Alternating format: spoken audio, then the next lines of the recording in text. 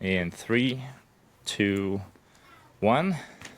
Let's go. Okay, we are live. Hello, everyone, and welcome. We're taking the next couple months to interview representatives from forest and farm schools from all over the nation, and really just to learn more about the incredible impact that they're having on the upcoming generation is kind of the idea, to see what's out there and what best practices are and see how we can make them more available. Today is actually the very first interview that we're doing, so lucky you, Erin. I really appreciate you taking the time to do this. We're grateful for that.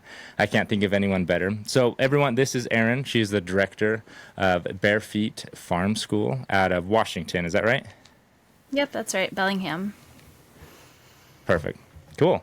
So yeah, in the next 30 to 45 minutes, we want to just go over everything about Erin, everything about her school, her philosophies, things that she feels is important, and we'll just see where that takes us. Is that okay, Erin?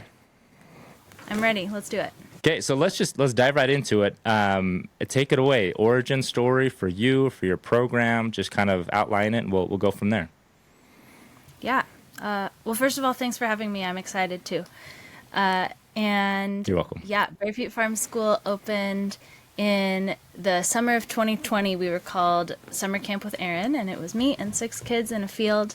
But before that, I'm from Bellingham, Washington, and I've lived here for most of my life.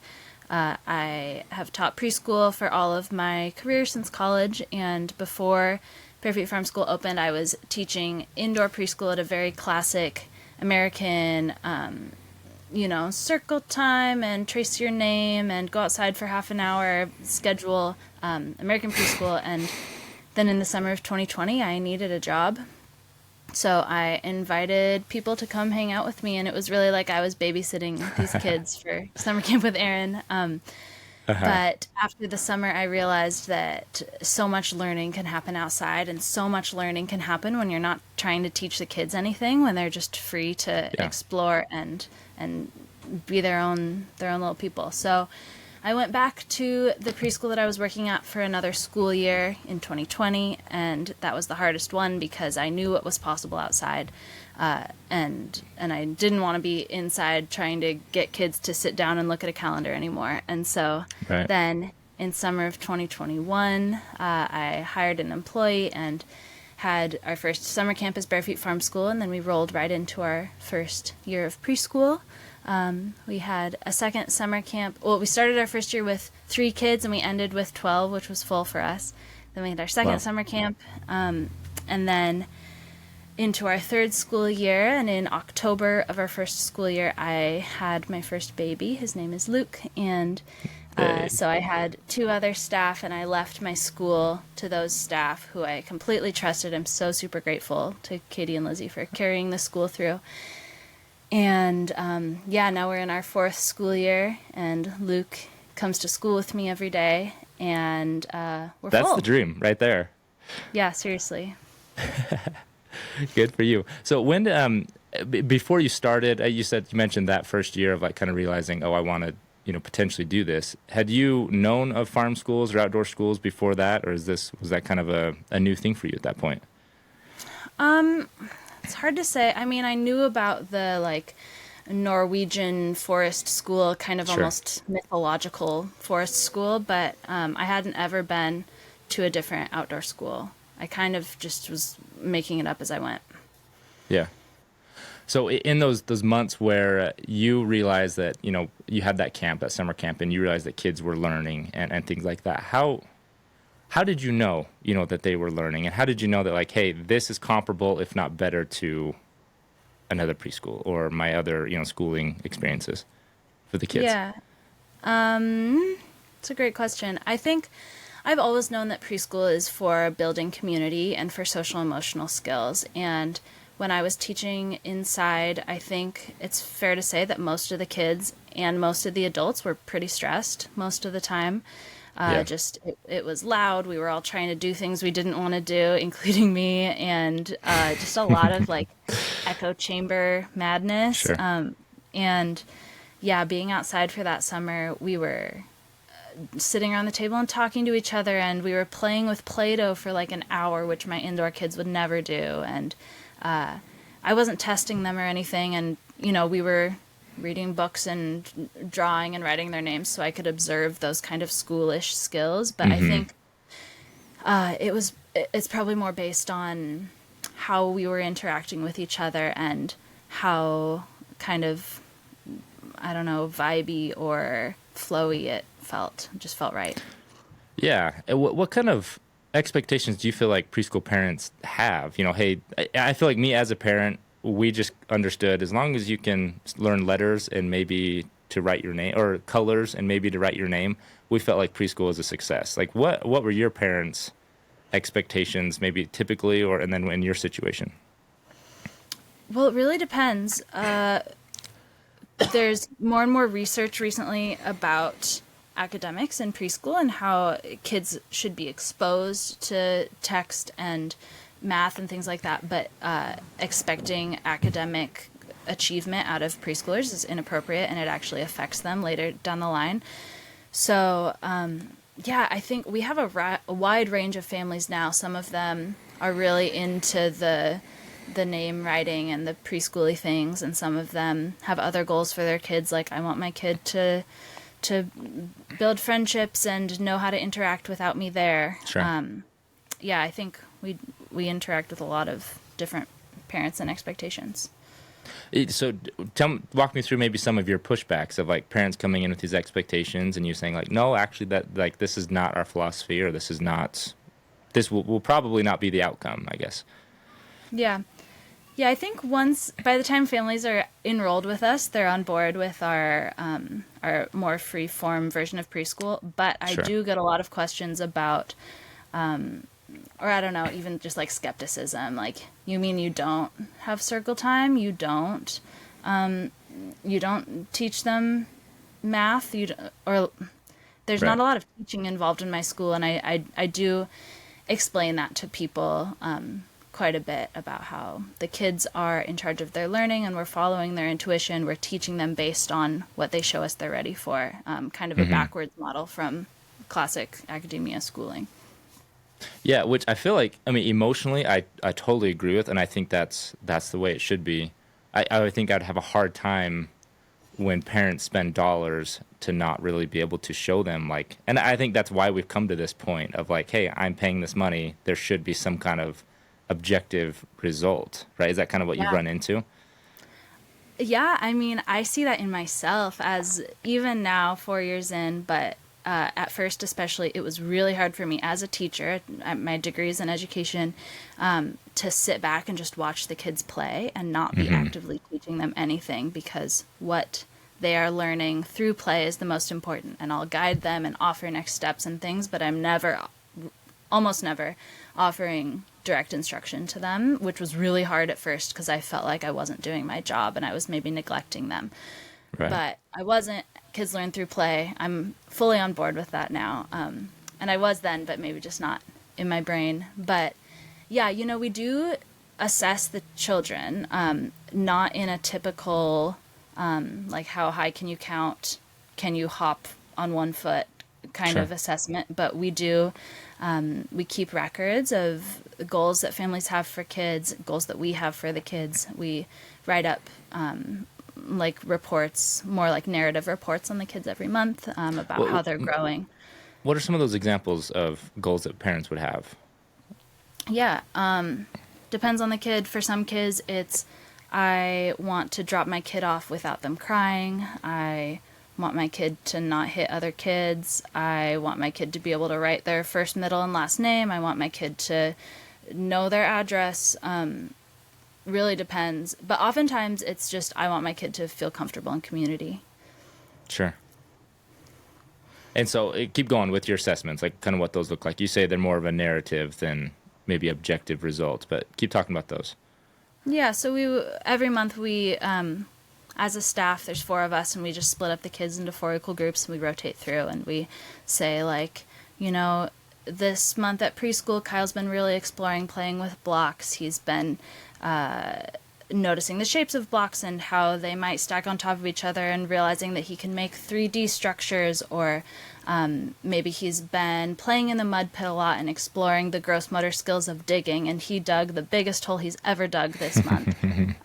There's a lot of of learning that happens through play that we really can analyze in a pretty schoolish type way. Yeah. Maybe you've been exploring books. We have books all around our classroom, and maybe you've been noticing the pictures in the books and telling stories to other kids, or maybe you remembered the story from the book we read together last week. It's slower and it's harder to track, but it's definitely there. Do you ever loop the kids in on those goals or ask them, hey, what are your goals for this year? Anything like that? Like, what is there any part of that? Yeah. Yeah, maybe not quite as explicitly as we could, but yeah, name writing is a really common one that kids want to know how to write their whole name, and so they'll often ask, like, hey, will you write this for me so that I can copy it? Or how do you spell my last name again? Yeah. And Do you intentionally wait for them to bring that up, or do you initiate kind of those conversations? I think it depends on what they're ready for. If a kid Sure. is 4 and writing their name easily and correctly every time, I might offer them their last name one time and see if they want to do it. Or, yeah, sometimes they ask, sometimes I offer it. Yeah. Wow, I feel like that is a lot of, overall, I feel like it's so much trust in just the nature of a kid to keep your program afloat. Does that keep you up at night? Have you ever had experiences or thoughts about that? I don't worry about it at all. No, I Good for fully you. trust them. Yeah. Yeah. Well, because I believe for myself, I believe that, hey, that is a thing for them to be doing in nature, and really you don't need to force them, that they are going to be doing their own thing. But then to have to turn to a parent and talk to them about it, or collect a paycheck from a parent like that would be really hard to do that, to trust them.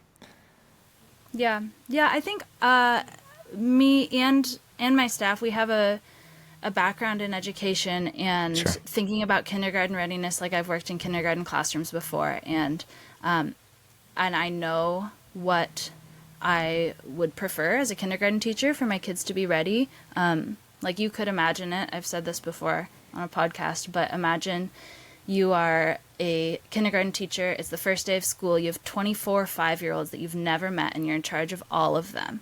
Would you rather them all be able to write their name, or would you rather them be able to not hit each other and not cry when their mom leaves and not run away and, like, all of these things at the same time? Like, what is kindergarten readiness? And also, you're never going to learn how to write your name if you're not enthusiastic about Right. writing your name. Like, maybe you'll memorize it, but it doesn't matter if you don't care about it.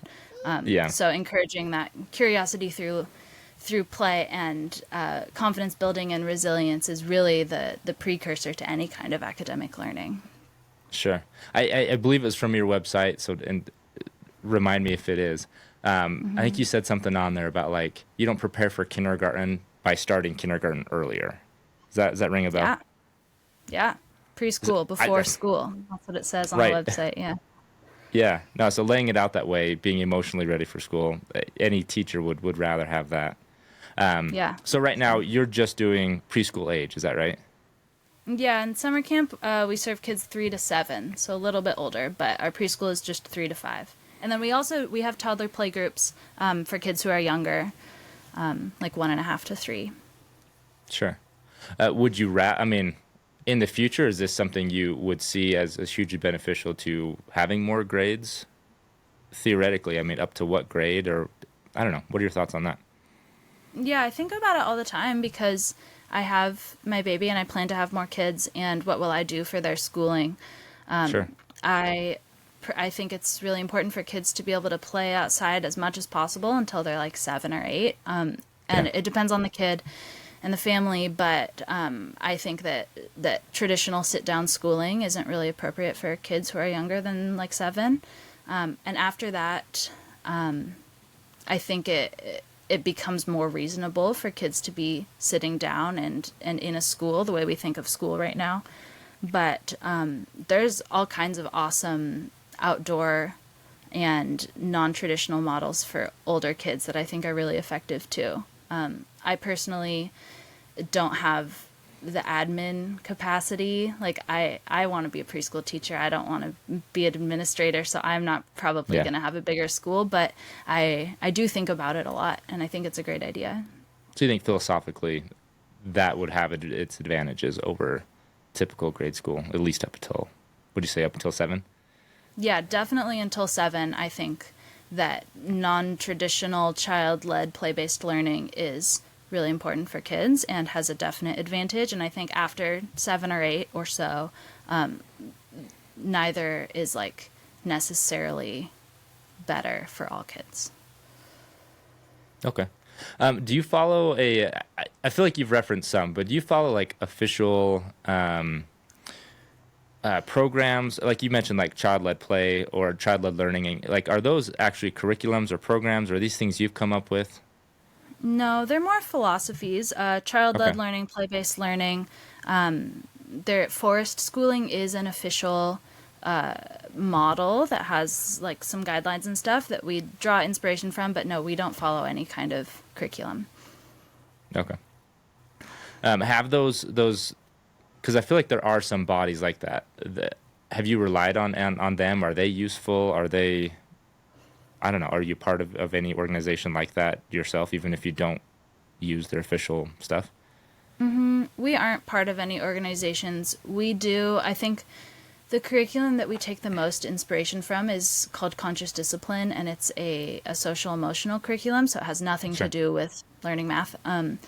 And we don't we aren't completely a conscious discipline school, but we do take a lot of inspiration from them. And then other Montessori model and forest schooling and some Waldorf and some Charlotte Mason. We pick and choose what we like, but there is absolutely value in respecting people who have come before you, and a lot of people have put a lot of thought into this. Sure.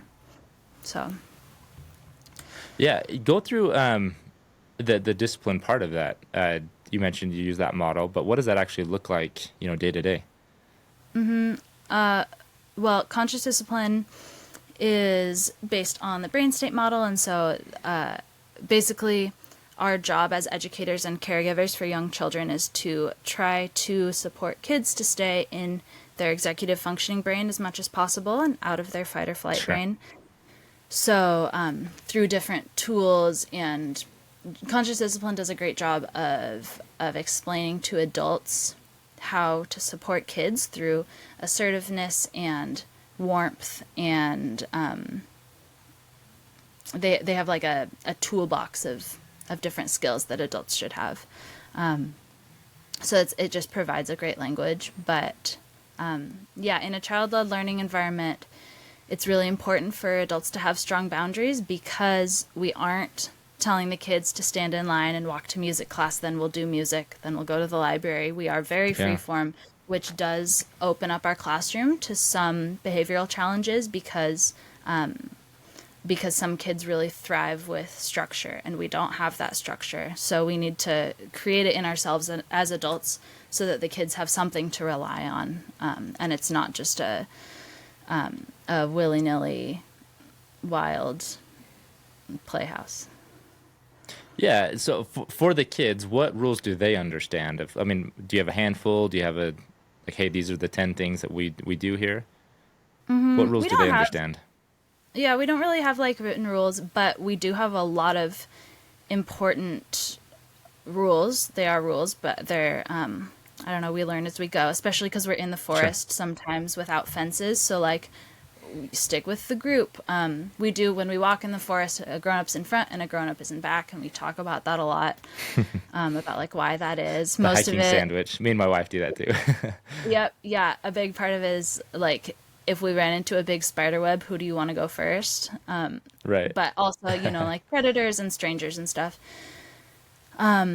The kids aren't allowed to climb the fence. They aren't allowed to bring water into the shelter, like play water. A lot of little things like that. They aren't allowed to hit each other with the shovels. The rakes are for raking, things like that. Sure. Yeah, but we don't have like rules posted on the wall or anything. I've been interested in, because I feel like for the development of children, rough and tumble play I mean, it's essential. And so I get that in the school setting that may not appropriate for cousins and siblings. It's absolutely necessary. But some schools like yours have kind of both rules. So maybe tell me what your guys' philosophy is on rough and tumble play or even contact at all. Yeah.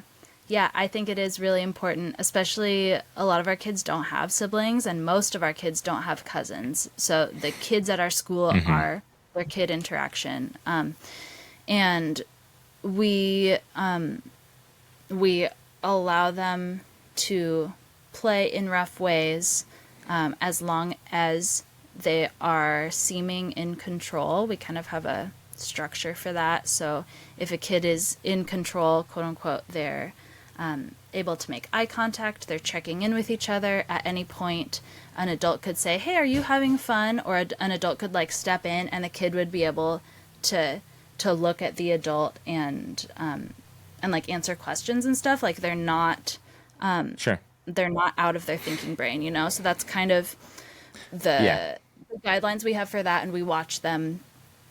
And if I'm watching kids playing with sticks, with swords, you know, and I feel uncomfortable for any reason, I'm going to have them stop. And it is a little bit of, we require trust from the families, and kids do get hurt sometimes. And that's part of being together in preschool. Yeah. Well, what are kind of the expectations you give to parents? Like, what was that conversation look like? Like, hey, this is obviously not a super safe space. It reasonably is, but what does that conversation look like with them? Yeah. Getting licensed has really helped with that. Honestly, I don't know if you're playing devil's advocate at all, but if you were a parent at our school, I think you would be maybe one of the most concerned. Parents really don't ask us very many questions, which Really? I would love it if they asked more questions. But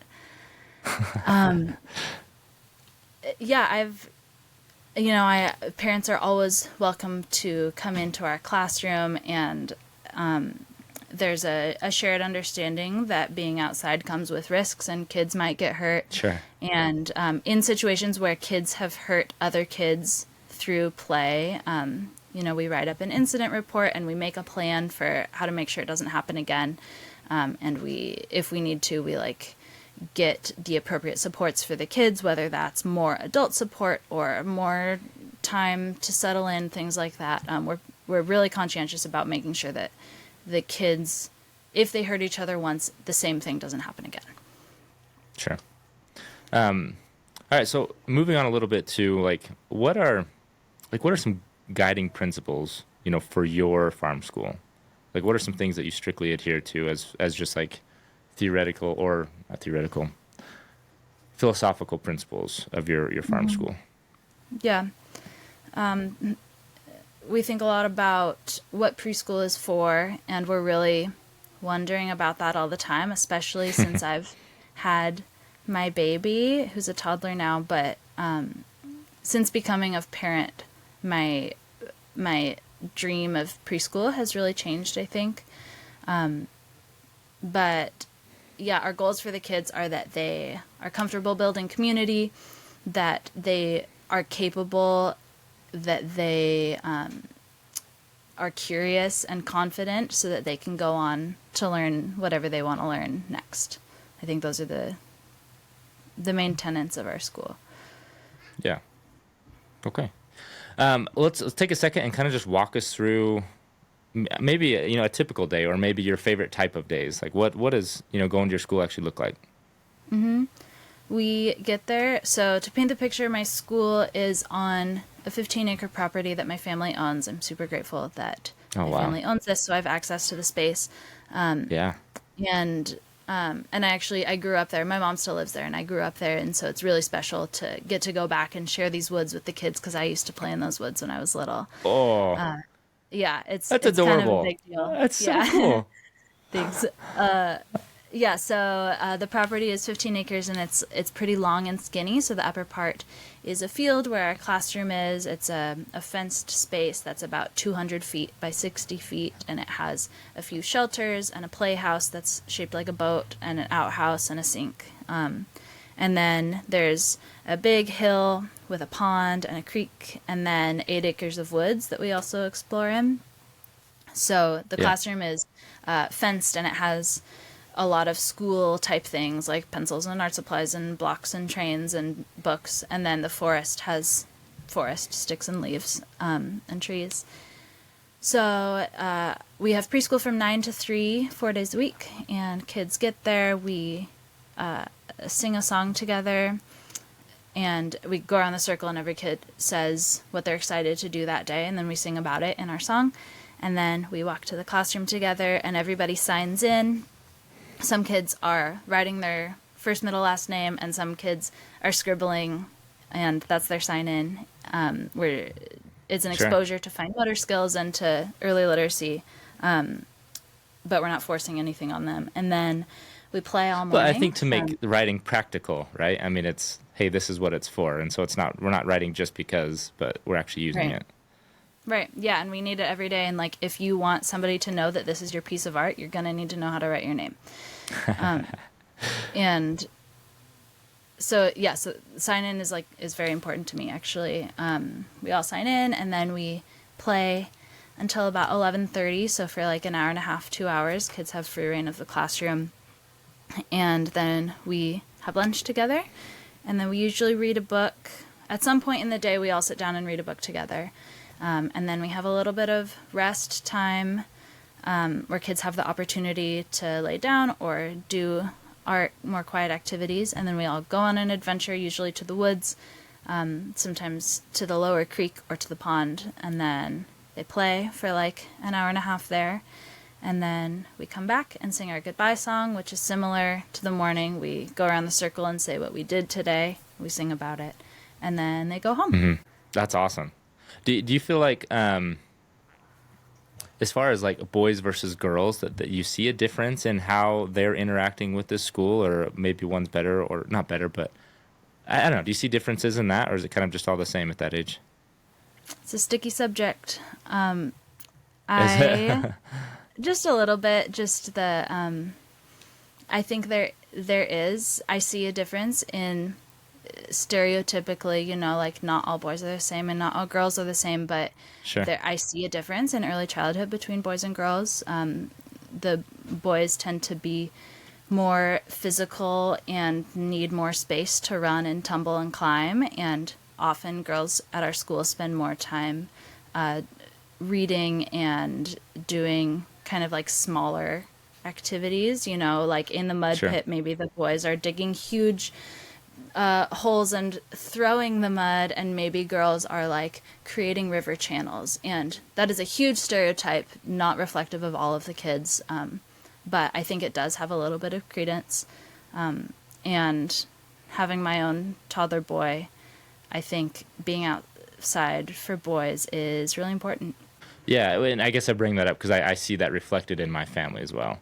My girls are seemingly more adapted to a traditional school, whereas my boy is just dying. Like, he's just struggling so much in a typical classroom. Any of his behavioral issues or things that he struggles with or focus all melt away when he is in the woods, or when we're doing some kind of camping or something like that. And so I definitely see that reflected in my family as well. I definitely caught a little glimpse of passion as you're talking about that property. But what are the particular things about this school or the program that you're just pumped about, that you get so excited about?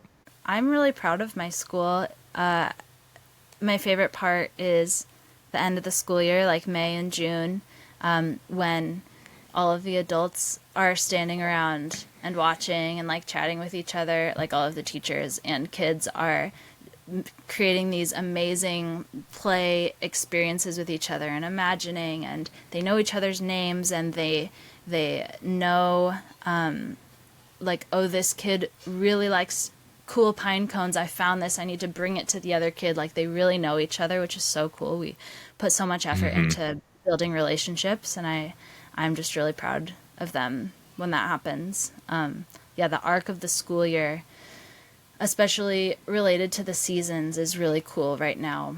Well, right now we're on winter break, but in the winter, when it's dark and rainy and pretty intense in the Pacific Northwest. Yeah. Things get more intense for us too, more behavioral concerns, just more layers. So things like going to the bathroom is harder and changing your socks is harder when Sure. you have all these layers on. And that suffering, I don't know if my staff would like me saying this, but the suffering is important and we do it for a reason. And it really is worth it. I It's would hard agree. to remember in December, but in May it really is worth it. Yeah. Tell me about bad weather days and winter in general. Yeah, we are licensed in the state of Washington, so we're required to cancel class if the weather forecast is below 20 degrees, which is probably like Okay. 1 or 2 days a year in Bellingham. But we do get into the 20s for a lot of like December, January, and February, and we put on layers. That's one of those kind of safety concern things that I tell parents that we won't let their kids get hypothermia, but they might get cold, and it's good for them to be a little bit cold. And yeah, so kids need to be wearing appropriate gear, which means a lot of layers. They need to not get wet. We're back. No. So I lost you right about where you're talking about winter. It's getting cold, and you're just saying just put on more layers. Yeah. Yeah, so I always tell families, that is, I guess, one of the concerns that families have is the cold. I tell them that your kids won't get hypothermia, but they might get cold, and it's good for them to get a little cold. Yeah. And yeah, so the key is appropriate gear. The key is not staying wet. If you get wet, you need to change your clothes, because if you're wet, you'll be cold. And yeah, I mean, it's cold and we try to stay moving and it's uncomfortable, and that's okay. Yeah. Do you kind of have feelings behind, or I guess maybe more of an explanation of why it's okay to be cold, or just kind of like, hey, just generally, it's good for you to be cold for a little bit? Yeah, being cold and being uncomfortable builds resilience. We live in such a comfortable, climate-controlled world, and actually one of my favorite preschool like child development facts is that we have our 5 senses that everybody knows, but then we have other senses. One of them is interoception, and that's the sense of knowing what you're feeling like. And your sense of interoception governs your like temperature, like I'm too hot or I'm too cold, but it also Sure. governs your hunger and your emotions. So like I'm feeling angry, being able to identify that is interoception. And so since it's all the same system, having practice being cold also helps with emotional regulation and identifying your wow. feelings. Isn't that cool? Yeah. Yeah, it is. And I believe, I'll definitely from just like a gut feeling, but I've been getting a lot of last year. So the program that I work for, it's with adults, but I've been getting more involved with them with doing like the Wim Hof method and like we do the ice baths down at the river and stuff like that. And so learning a lot about just that in general and the benefits of that, and seeing the absolute miracles that it's helped with the adults that we work with. It's been absolutely incredible.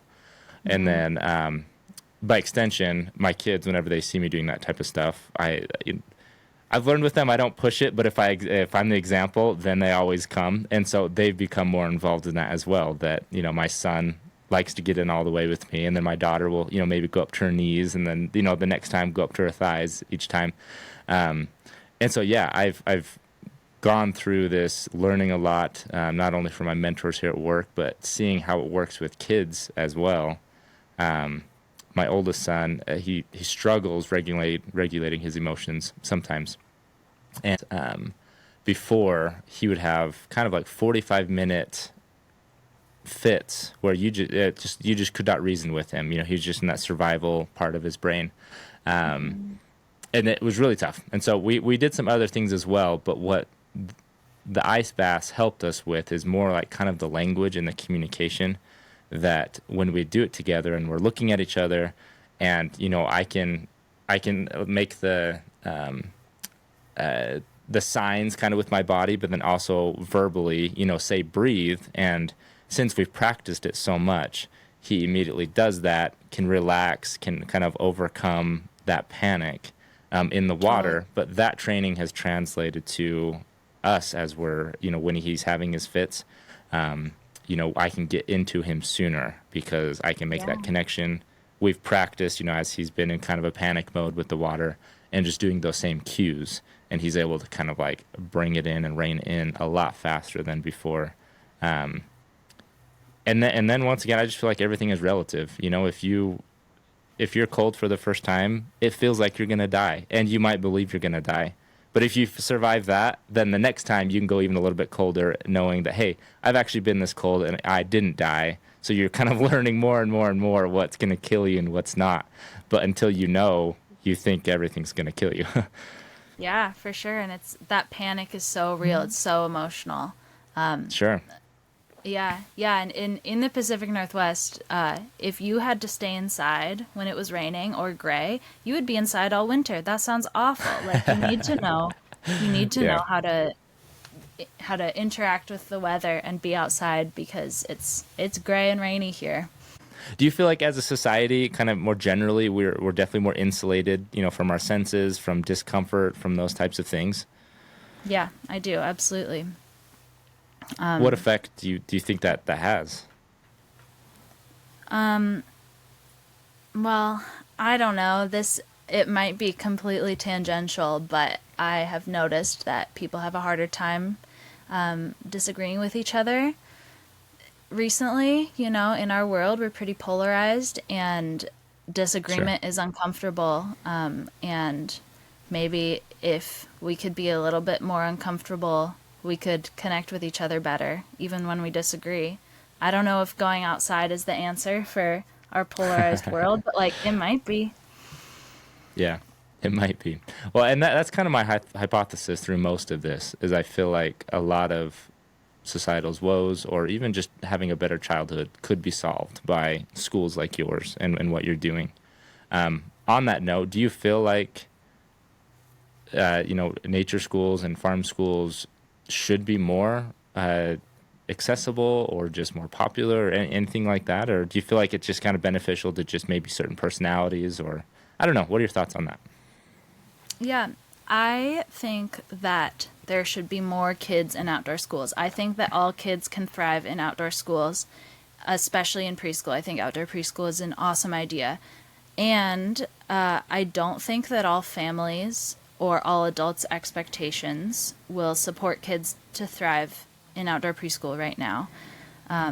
We've had this experience with some families that, it's really important for us for your kid to be able to carry their backpack and for your kid to be able to put their coat on. And if a kid doesn't have experience doing that, they can't thrive at our school. So it's navigating their gear and then also navigating relationships with other kids, that being outside in a less controlled environment does require a little bit more skills and front loading from the families. And it's really hard when families aren't on board. But I think that all kids absolutely have the ability and the potential to thrive in an outdoor school.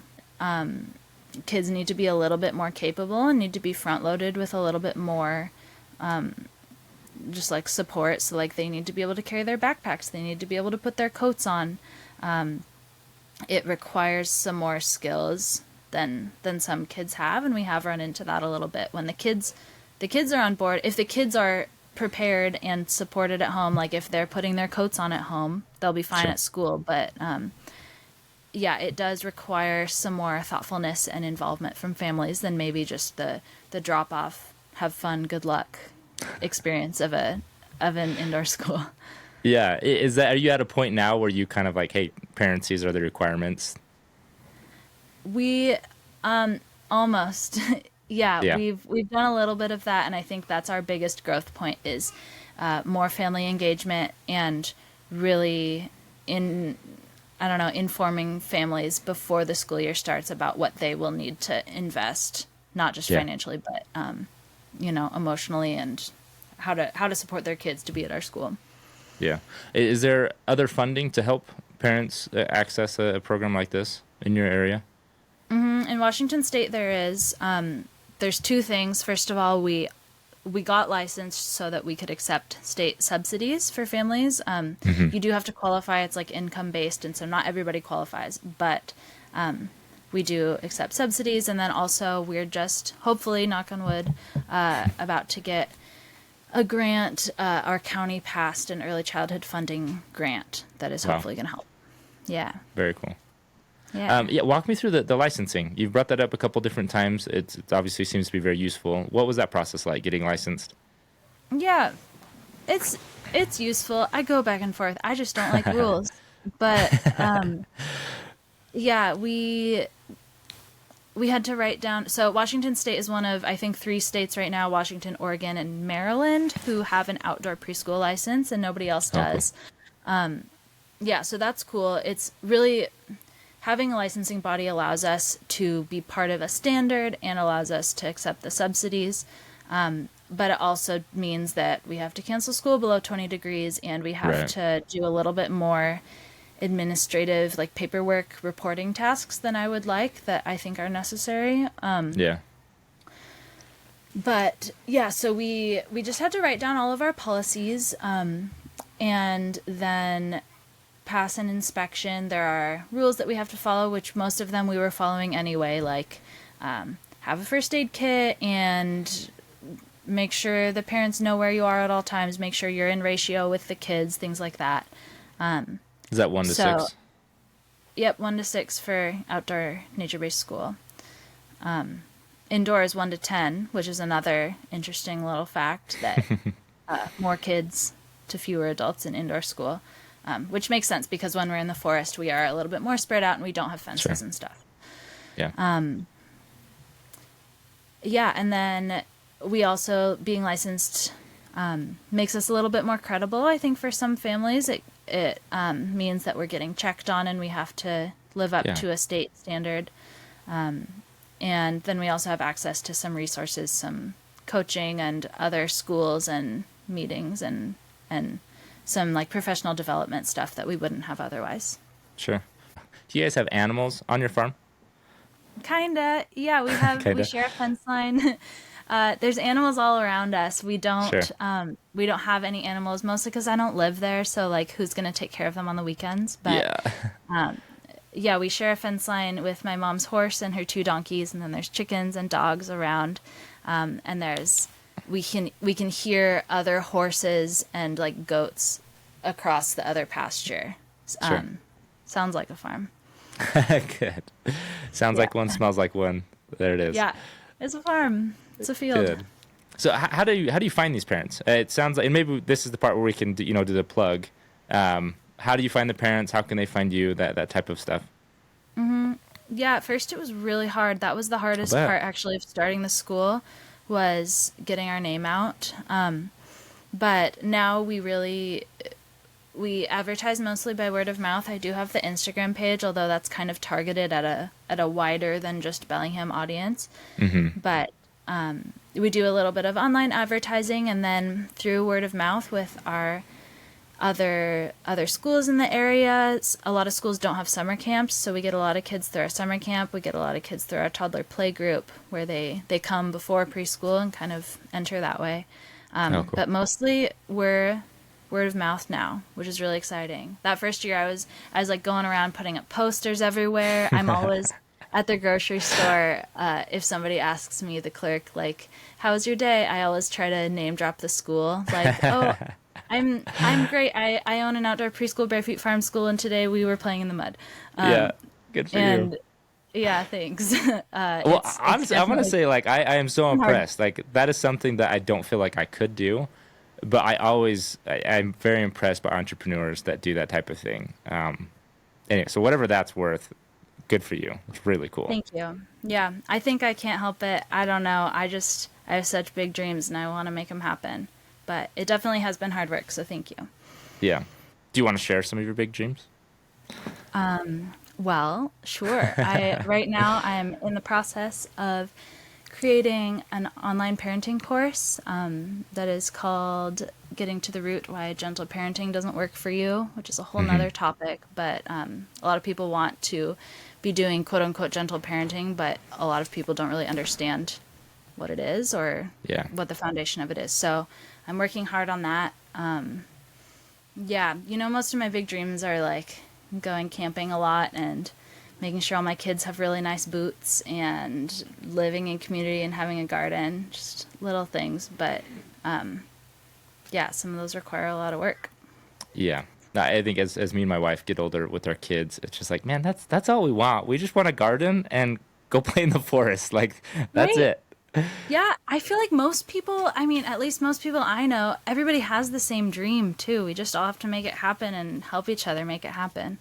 Right, right. Well, and that's I think a large part of what I'm trying to do with this project is letting people know, obviously, like what this is, seeing people do it, and I think that's a big part of it. Is just seeing people like, oh, that can be a thing, and it's okay if my kid doesn't go to a typical preschool or a typical kindergarten. That even though maybe their immediate community doesn't do that, at least they could maybe see people like you in your community doing it and have a little more courage to do that type of thing. That's kind of the boat me and my wife are in, that like we want to find these options. We don't know anyone that actually does them. And so just seeing other people do them is inspirational. I think a big part of what we're trying to do with this. Awesome. Cool. Sounds like you might need to start a school. Well, once again, like I said, I don't think I could ever start it. That's why I envy you so much. I think it's really incredible to start from scratch like that. That's really, really neat. I would like to end with this question. Is there any other plugs or any other topics that you want to get out?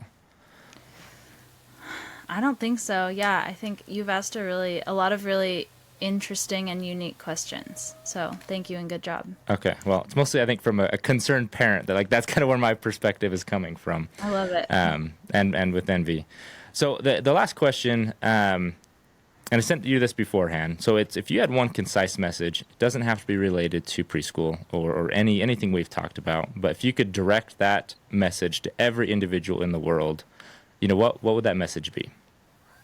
Yeah, it is about preschool and kids, and it's that kids are capable, let them play. That's it. We don't need to interfere as much as we think we do. Totally. Yeah, they are made to handle it, and we get in the way. Love it.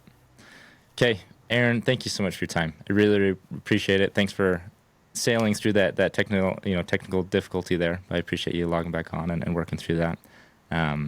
Anyways, let me know if there's any way we can help or anything like that, and I appreciate it. Thank you. Okay, awesome. Yeah, thank you. I've had a great time.